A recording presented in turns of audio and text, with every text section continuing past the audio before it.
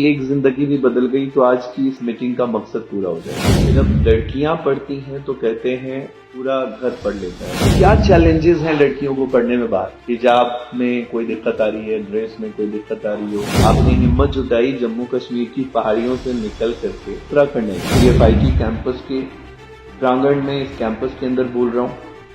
पैसे की जरूरत नहीं है।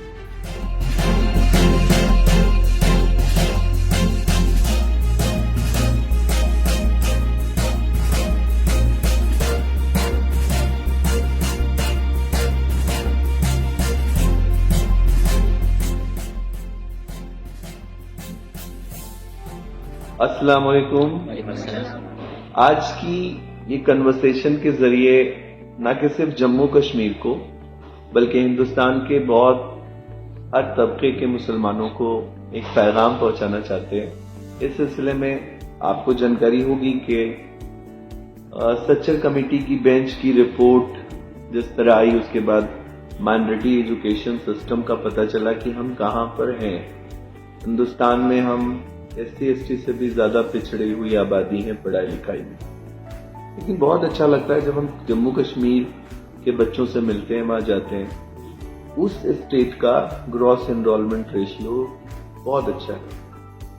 पूरे देश में हर राज्य में बच्चे जाकर पढ़ाई करते हैं। अब जो हालात बने हैं, बच्चों के बीच पढ़ाई का जो माहौल बना है, उस माहौल में हम लोग आपके जरिए पैगाम पहुंचाना चाहते हैं। और इस मीटिंग में हमारे साथ हैं मोहम्मद रफीक साहब, समरीन इलाही और उमर सिराज। हम लोग इन सभी मेंबर्स का स्वागत करते हैं, वेलकम करते हैं। आपके जरिए शायद कोई एक जिंदगी भी बदल गई तो आज की इस मीटिंग का मकसद पूरा हो जाएगा। सबसे पहले मैं ये जानना चाहता हूं कि जब लड़कियां पढ़ती हैं तो कहते हैं पूरा घर पढ़ लेता है, जो जनरेशन पढ़ लेती है। तो समरीन इलाही, आपने हिम्मत जुटाई जम्मू कश्मीर की पहाड़ियों से निकल करके आपने अपने सपने संजोए और उसे पूरा करने के लिए उत्तराखंड आई, देहरादून में पढ़ाई कर रही है PFIT सेंटर में। क्या चैलेंजेस हैं लड़कियों को पढ़ने में? बाहर हिजाब में कोई दिक्कत आ रही है, ड्रेस में कोई दिक्कत आ रही हो, क्योंकि कानून हमें इसकी इजाजत देता है कि हम अपने लिबास में पढ़ सकते हैं। किस तरह की चैलेंजेस आती हैं, लड़कियों को बताना जरूरी है। चैलेंजेस की अगर बात करें तो ऐसा है कि लड़कियां हिजाब लगाकर पढ़ नहीं सकती, या ड्रेस कोड जो है हमारा डिफरेंट होता है। बट ऐसा है कि यहाँ पे कुछ भी डिस्क्रिमिनेशन मुझे फेस नहीं करना पड़ा। मतलब मैं कश्मीर से यहाँ आई तो माहौल डिफरेंट है, एटमॉस्फेयर, एनवायरनमेंट टोटली सब डिफरेंट है। बट उस हिसाब से मुझे इस कॉलेज में कुछ भी डिस्क्रिमिनेशन फेस नहीं करना पड़ा। बहुत गर्मी लगती है? नहीं, बिल्कुल नहीं। नहीं, क्लाइमेट बिल्कुल सेम है। क्लाइमेट सेम जी। खाने पीने का क्या फर्क है? खाने पीने का थोड़ा बहुत तो हो ही जाता है, बिकॉज हर एक जगह का अपना अपना एक स्टाइल होता है बनाने का, बट मैनेज हो जाता है। लेकिन कहते हैं वहाँ खोरमा, शोरमा, कबाब टिक्का चाहिए, यहाँ पे वेज बन खाना पड़ता है। इससे कितना डिफरेंस है इस पूरे लाइफ स्टाइल में? उतना भी नहीं होता है। ऐसा नहीं कि वहाँ पे खा सकते और यहाँ पे नहीं खा सकते। मिल जाता है? बिल्कुल मिल जाता है। अच्छा, ये आपके जरिए ये पैगाम भी पूछो। मतलब नॉनवेज का इंतजाम है? हाँ, बिल्कुल हलाल अलग। जो हमारी जो हिंदू कम्युनिटी है उनके लिए झटके का इंतजाम अलग है और हलाल के लिए अच्छा, एक चीज और जानना चाहते हैं। कई बार क्या होता है कि पढ़ाई का सिर्फ ये मकसद नहीं होना चाहिए समरीन कि आप इसलिए पढ़ रही हैं क्योंकि आपको कामयाब होना है, बल्कि एक हम कहते हैं ना, घर बनाते हैं तो विंडोज बनाते वक्त अगर आपने ये नियत कर ली कि इससे आजान की आवाज आएगी तो वो घर बनाना इबादत हो गया। तो आपका पढ़ना एक सिला इबादत हो सकता है कि आज हमारे समाज की जब बेटियां पढ़ेंगी, रेडियोलॉजिस्ट बनेगी, गायनिक बनेगी, नर्स बनेंगी, फिजियो उनको आएगा, तो हम उनके जो शर्मगाह है उसकी हिफाजत कर पाएंगे। इस पे क्या राय रखती हैं आप? कितना जरूरी है पढ़ना लड़कियों का आपके हिसाब? बहुत ही ज्यादा जरूरी है, क्योंकि एक लड़की जो है वो माँ भी होती है जो कि पूरा एक घर बना सकती है। वाह, क्या बात है। और एक बच्चों की जो तरबियत है वो माँ से ही आती है। जब एक माँ वेल एजुकेटेड होगी, उसी जरिए से जो बच्चे भी है वो वेल एजुकेटेड होंगे, एक अच्छी तरबियत के होंगे। एक राय रखते हैं लोग, खासकर उलमाए दीन और बहुत सारे जो हमारे गार्जियन हैं, मदरसों में हैं, और जो हमें दीन की बातें बताते हैं, तो कई बार क्या होता है, उनका मन है लड़कियां बाहर निकलेंगी तो उनको ऐसा माहौल में वो बिगड़ जाएंगी और पता नहीं उनका दीन खराब हो जाएगा, उनकी दुनिया बंद हो जाएगी पर अल्लाह से वो दूर हो जाएंगी। इस तरह के मसले हैं, तो उस पर क्या कहती हैं? मुझे नहीं लगता कि ये चीज मतलब कुछ हद तक बोल सकते सही है, कुछ हद तक नहीं भी है। अगर एक इंसान बहुत ही ज्यादा कनेक्टेड है अपने रब से तो कोई भी चीज उसको इन्फ्लुएंस नहीं कर सकती है। बहुत अच्छी बात। आप देख सकते हैं समरीन की राय। ऐसे मैं बताना चाहूंगा समरीन की जो काम लड़की घर के बंद कमरे में कर सकती है, अगर उसको तरबियत सही नहीं मिली है तो वो तो शायद कॉलेज में भी कर ले, घर में भी कर ले। मेरी राय तो बिल्कुल अलग है सर, आप कैसा मानते हैं? जी सर, ये बिल्कुल सही है, क्योंकि उमर शिराज, क्योंकि देखिए ये बहुत बड़ा टॉपिक है कि दूसरे की बहनों को जब हम राय देते हैं, मशवरा देते हैं, वहाँ बॉयज भी होंगे, टीचर्स मेल होंगे, कैसे पढ़ेंगे? आप कैसा मानते हैं उसको? सर ये बिल्कुल भी गलत नहीं है जी सर, ये बिल्कुल भी गलत नहीं है कि लड़की घर से बाहर जाके पढ़े तो अपने रब को भूल जाए या फिर कुछ गलत कामों में मशगूल हो जाए। जैसी उसकी तरबियत घर से होगी वैसे ही वो बाहर भी रहेगी। वाह क्या बात है। आपने जो मैसेज दिया है समाज को, इससे हिम्मत बढ़ेगी लड़कियों की, और अगर एक भी लड़की पढ़ लेती है पूरा उसका माशरा पढ़ लेता है, पूरा घर पढ़ लेता है। उसके कहते हैं ना, पहले बच्चे का जो माँ का गोद होता है वो पहला मदरसा होता है, तो ये बड़ी बात है। सर मैं बात कर रहा हूँ मोहम्मद रफीक साहब से। रफीक साहब, आप कितने दिनों से इस तरह के माहौल में हैं? जो जम्मू कश्मीर के बच्चे आते हैं उनको तो सारी सर्विसेज आपसे मिलती हैं, मतलब कैसा लगता है आपको? वहां से बच्चे आ रहे हैं, उनको क्या फैसिलिटीज मिल रही है यहाँ पे? सर एक्चुअली क्या है कि बहुत ऑलमोस्ट मुझे 10-15 साल हो गए यहाँ पे। अब सेकंड होम लग रहा है अब देहरादून। इतने सालों से पढ़ाई भी हुई है, फिर जॉब भी स्टार्ट यहीं से हुई है, तो अब बहुत टाइम से जॉब भी कर रहा हूँ, बहुत सारे बच्चों से फेस भी कर रहा हूँ, अलग अलग डिस्ट्रिक्ट के बच्चों से। तो बच्चे जो वहां से आते हैं वो बहुत पढ़ने में बहुत अच्छे होते हैं, क्योंकि जो रेशो है पढ़ने का वो बहुत अच्छा है। 7th ऑल ओवर इंडिया में है अभी एजुकेशन लेवल पे। तो अब यह है कि थोड़ा सा उनको खाने में कभी कभी प्रॉब्लम आती है। जैसे हमारे यहाँ थोड़ा सा तड़का ज्यादा होता है, तो उस हिसाब से यहाँ पे थोड़ा तड़का कम होता है, क्योंकि रोटी ज्यादा खाते हैं, हम वहाँ चावल ज्यादा खाते हैं। तो इन चीजों में थोड़ा सा डिफरेंस आती है। बाकी माहौल के हिसाब से देखो, मतलब एजुकेशन के हिसाब से देखो, ऑल ओवर इंडिया में अगर जो देहरादून को तो एजुकेशन हब ही कहा जाता है, तो एजुकेशनल कैपिटल ऑफ इंडिया बिल्कुल देहरादून, तो उस हिसाब से तो बहुत अच्छा है ये। तो मेरे हिसाब से तो आज तक मुझे तो सेकंड होम यही लग रहा है। और बहुत सारे बच्चों से। उमर शिराज, आप किस ईयर से पढ़ रहे हैं? किस ईयर में हैं अभी आप? मैं सेकंड सेम में हूँ। सेकंड सेमेस्टर में। आप किस सेमेस्टर? Second semester. आपका क्या है कोर्स? एग्रीकल्चर। आपका course? BSc forestry. BSc forestry, very nice. एक बहुत जरूरी है समझना, और मैं समझता हूं समाज को ये दिखाना कि जब आप अपने घर से निकलते हैं तो तकलीफें आ सकती हैं।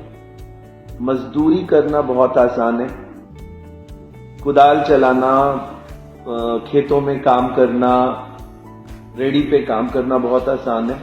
इसीलिए अल्लाह ने उसमें शायद वो कामयाबी नहीं छुपा रखी है। सबसे मुश्किल काम है जिसके लिए अल्लाह ने पहली आयत उतारी, इक़रा बिस्मि रब्बिकल लज़ी खलक़, पढ़ो। तो इसका मतलब साफ है कि मुश्किलात हो सकती हैं, इसमें ज्यादा है। घर छोड़ना पड़ता है, रिश्तेदार अब आपको छोड़कर हिजरत करके वहां से यहाँ आना पड़ता है, और घर जैसा खाना नहीं मिलता। इसी को कुर्बानी कहते हैं। आपने जज्बात की कुर्बानी दी है, हालात आपके सामने आए हैं, अपने रिश्तेदारों की, दोस्त की कुर्बानी दी है, और बिना कुर्बानियों के कुछ संवरता नहीं है। पहले हमारे बुजुर्गों ने भी दिखाया, बिना कुर्बानियों के कुछ संवरता नहीं है। अगर देश में एक बहुत बड़ा तबका मुसलमान, उनकी औरतें, उनकी बच्चियां पढ़ेंगी नहीं, मैं एक बात रखना चाहता हूं, शायद मुसलमानों के दिलों में तीर की तरह चुभ जाए और वो पढ़ लें। हम हिजाब में बच्चियों की हिफाजत की बात करते हैं, लेकिन सभी को पता होना चाहिए।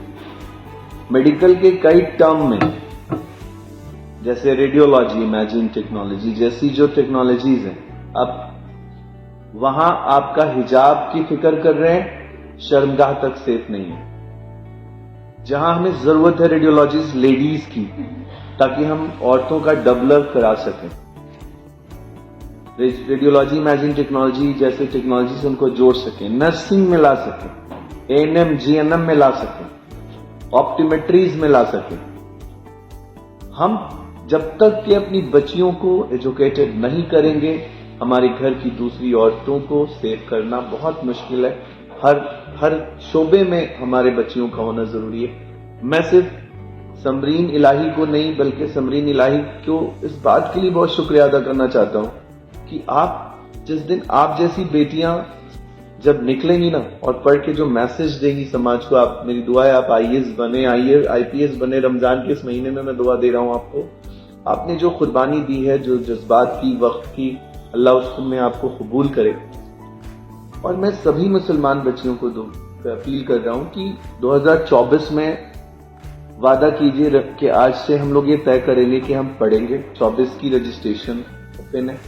मैं रोजमाइन एजुकेशनल चैरिटेबल ट्रस्ट की तरफ से बीएफआईटी कैंपस के प्रांगण में इस कैंपस के अंदर बोल रहा हूं, पैसे की जरूरत नहीं है। आप सिर्फ खाना खा सकते, आप रहने की जिम्मेदारी उठा सकते हैं। आप आइए, आपके खाने और रहने के खर्चे पर, एग्जाम के खर्चे पर हम 88 कोर्सेज में आपको एडमिशंस देंगे, आपको बेस्ट प्लेसमेंट्स की जिम्मेदारी उठाएंगे और झूठे वादे नहीं करेंगे। अगर आप पढ़ेंगे तो ही प्लेस होंगे, नहीं पढ़ेंगे तो नहीं प्लेस। क्वालिटी एजुकेशन आपको यहाँ पे देने के लिए, आप जो पढ़ाई कर रहे हैं उसमें क्वालिटी को लेकर कैसा देखते हैं आप, स्पेशली क्वालिटीज क्या है हमारे पास। कई बार क्या होता है, हम बड़े बड़े नाम सुनते हैं प्राइवेट यूनिवर्सिटीज के, उसके चकाचौंध की बात करते हैं। यहाँ पे क्या वो संसाधनों में कहीं कोई कमी लग रही है आपको जो पढ़ने में दिक्कत आ रही है? ऐसा कुछ नहीं है। यहाँ पे सब वेल क्वालिफाइड टीचर्स हैं, हमें अच्छे तरीके से पढ़ाते हैं। लैब भी यहाँ पे है, हम मतलब अच्छे तरीके से पढ़ाते हैं। जैसा कि बोलते हैं कि हम आपको ये देंगे, ऐसे टीचर्स देंगे, पढ़ाएंगे अच्छे से, वैसा यहाँ पे हो रहा है। ऐसा नहीं है कि यहाँ पे स्टडी अच्छी नहीं होती है। और है रफीक साहब, आपके जरिए मैसेज जाना चाहिए, समरीन के जरिए मैसेज जाना चाहिए कि जो बच्चे हैं ना वो समझते हैं कि मैं कोई बीएफआईटी में एडमिशन ले रहा हूं। बड़ी इंपॉर्टेंट बात, बीएफआईटी में इनका एडमिशन ही नहीं हुआ है, इनका एडमिशन सेंट्रल गवर्नमेंट यूनिवर्सिटी में हुआ। बीएफआईटी तो सेंटर है पढ़ने का। आप जो डिग्री लेके जाएंगे यहां से वो केंद्र सरकार की डिग्री होगी, केंद्र सरकार एफिलिएशन दे रही है। डिग्री पे केंद्र सरकार की यूनिवर्सिटी का नाम लिखा हुआ है। हम कोई प्राइवेट कॉलेज नहीं है। BFIT is not a private college. रोजमाइन जिस भी संस्थान के साथ जुड़कर काम करता है, that is not a private college, that is self financed college. Language is self financed college. There are only 2 colleges where we are working, self-financed college and government financed college. No private college, no private deemed universities. हमने आपका जो admission किया समरीन, किया आपने बीएफआईटी में admission हुआ या Garhwal university में एडमिशन हुआ? HMBGU। क्या नाम है उस यूनिवर्सिटी का? HMBGU। थोड़ा जोर से बता दीजिए। HMBGU। बीएफआईटी में तो नहीं हुआ ना? No sir. BFIT is a study centre. Yes, sir. काश हमारा 10वीं 12वीं का बच्चा समझ जाए कि बीएफआईटी में सेंट्रल गवर्नमेंट यूनिवर्सिटी की डिग्री मिल रही है। ये मात्र एक ऐसा राज्य है जहां केंद्र सरकार डायरेक्ट आपको एडमिशन कराने का एक रास्ता ओपन की हुई है। हिंदुस्तान को ये मैसेज जाना चाहिए। इस पूरे कन्वर्सेशन का एक ही मकसद है। मैं शुक्रिया अदा करता हूं समरीन इलाही जी का, उमर शिराज साहब का, रफीक साहब का और सभी हमारे मीडिया के लोगों का। बहुत बहुत शुक्रिया, आप सभी लोगों ने इस छोटे से कन्वर्सेशन में शामिल होकर एक छोटा सा मैसेज पास करने की कोशिश की। Thank you so much. खुदा हाफिज।